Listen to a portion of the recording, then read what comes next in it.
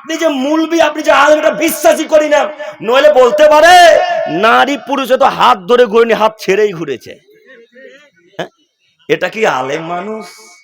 আমরা তো বুঝতে পারলাম না। মির্জাপুরের মেয়েরা ফ্রি, যে পারে দেখতে পারে দেখে নে। তাই তো আজকে মির্জাপুরের জালসাতে মেলাতে মহিলারা ঘুরে, হাজার হাজার নারী আজকে মেলাতে ঘুরে, হাজার হাজার নারী। এই গ্রামে কারো পুরুষত্ব নেই, এই গ্রামে কেউ মানুষ নেই, সব নাকি হিজড়ার সাথে অন্তর্ভুক্ত হয়েছে, সব নাকি কাপুরুষ হয়ে গেছে, সব নাকি পুরুষত্ব বিক্রি করে খেয়েছেন, সব নাকি রক্ত বিক্রি করে খেয়েছেন। আরে কাপুরুষ যদি শরীর রক্ত না থাকে, কিষানগঞ্জ হাসপাতালে রক্ত ভরে নিতে হবে। আপনি কাপুরুষের বাচ্চা, আপনি বেহায়া মানুষ, আপনি নোংরা মানুষ, আপনি মুসলমানের বাচ্চা মুসলমান। এই বাজারে আজকের মেলাতে মহিলা ঘুরবে কি হিসাবে? এমন কোন মায়ের বেটা মির্জাপুরে বসবাস করে বলতে পারে আজকের মেলাতে মহিলারা ঘুরতে পারে? যদি কোনো মায়ের বেটা প্রমাণ করে দিতে পারে যে মেলাতে মহিলারা ঘুরতে পারে, ওকে হাদিস কোরআন দিয়ে মির্জাপুরের গোরস্থানে পুঁতে দিয়ে চলে যাবো আজকে ইনশাল্লাহ। আর বক্তব্য রাখবো না। কে বলেছে মেলা জায়েজ? আপনার হুজুর প্রতিনিয়ত বক্তব্য দিতে পারে, আব্দুল করিমকে চ্যালেঞ্জ দিতে পারেন। আপনার হুজুরকে হাদিস কোরআন দিয়ে চ্যালেঞ্জ দিতে বলেন না, দিতে বলেন না। ওই যে ঝামেলা হয়েছিল, তারপরে ও বেটা আবার ভিডিও বানিয়েছে, আমাকে চ্যালেঞ্জ করছে। আমি তো আপনাকে মানুষই মনে করি না। আপনি যে মুলবি, আপনি যে আলেম, এটা বিশ্বাসই করি না। নইলে বলতে পারে নারী পুরুষে তো হাত ধরে ঘুরেনি, হাত ছেড়েই ঘুরেছে। হ্যাঁ, এটা কি আলেম মানুষ? আমরা তো বুঝতে পারলাম না।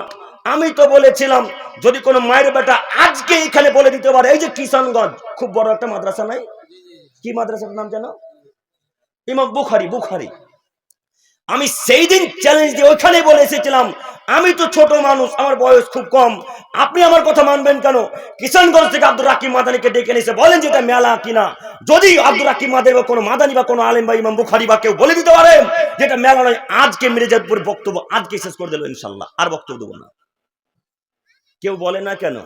কোন মায়ের বেটার ক্ষমতা হয় না কেন? সবাই আপনারা ঠেকে দিতে পারেন আব্দুল করিমকে, কিন্তু কিয়ামতের মাঠে আপনি ঠেকাতে পারবেন না। সেদিন একচ্ছত্র মালিকানার অধিকারী কে হবে? আল্লাহ। সেদিন যদি আল্লাহ বলে, ও সভাপতি সাহেব, মেলা যে জায়েজ কি হিসাবে বললেন? পুরুষ নারী যে ঘুরেছে বা ঘুরে নিয়ে, এটা আপনি কি হিসাবে বললেন? আচ্ছা, আপনার ওই আলেমের কি এতটুকু জ্ঞান নেই যে আল্লাহ নবী বললেন দুই চোখ দিয়ে দেখা চোখের জেনা, তো হাত দিয়ে ধরলে তো হাতের জেনা হবে, তো তিনি কিভাবে বলেন পুরুষ নারী একসাথে চলতে পারে? আমি আপনাকে অনুরোধ করে যাচ্ছি, ওই হুজুরের বক্তব্য শুনে আপনি মেলাকে জায়েজ বলিয়েন না। ওর তো বিদ্যাও নেই, বুদ্ধিও নেই, মানবতাও নেই, হিতাহিত জ্ঞানও নেই, ইতস্তবোধও নেই। তাই তো তিনি ওইভাবে কথা বলতে পারেন। যার বিদ্যা আছে, যার বুদ্ধি আছে, সে কোশ্চিন কালো এই মেলাকে কোনোদিন জায়েজ প্রমাণিত করতে পারে না, বলতেও পারে না। আমরা সেদিনই বুঝেছিলাম তার মাথা দাদা, তার কাটা আছে, তাই এভাবে কথা বলে। তাই তো আমরা বিরোধিতা করি না। যাই হোক, আপনাদের এলাকার মানুষকে বলে যাচ্ছি, এই এলাকাতে যদি কোনো মানুষ থাকে, কোন আলেম ওলামায়ে কেরাম আমাদের সামনে বলে দিতে পারে যে এরকম মেলা জায়েজ, আর আজকে কোশ্চিন কালে বক্তব্য দেবেন, আজকে ত্যাগ করে দেবেন ইনশাআল্লাহ। পারবেন না প্রমাণ করতে? পারবেন না?